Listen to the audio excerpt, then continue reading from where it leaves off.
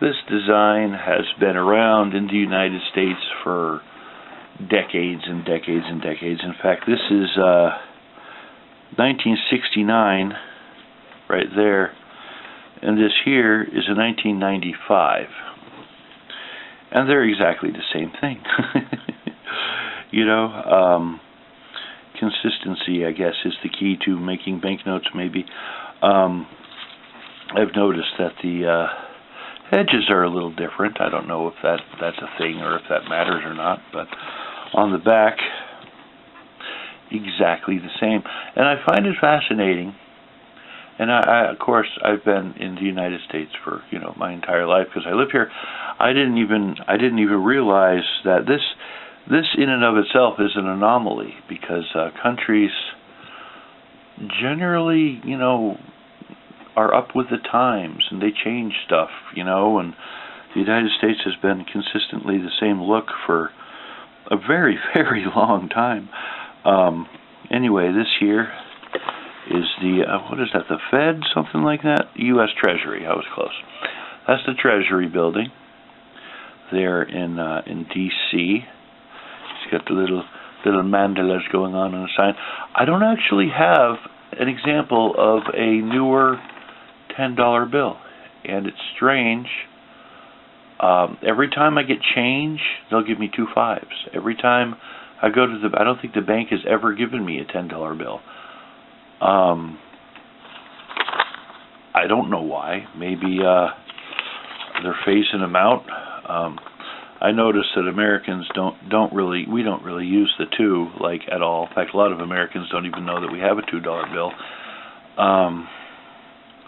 And I'm noticing that when I get paid or something like that, cash a paycheck, I'll have 20s and 5s and bigger denominations, but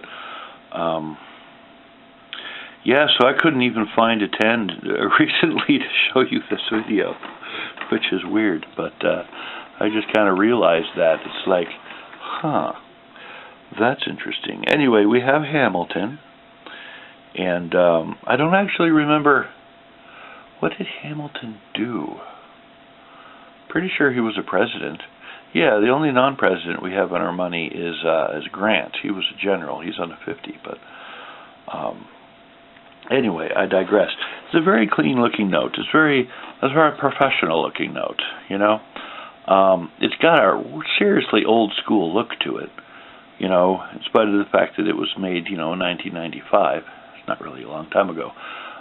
In fact, this was made, I guess, just before they started, kind of enhancing security features and things like that.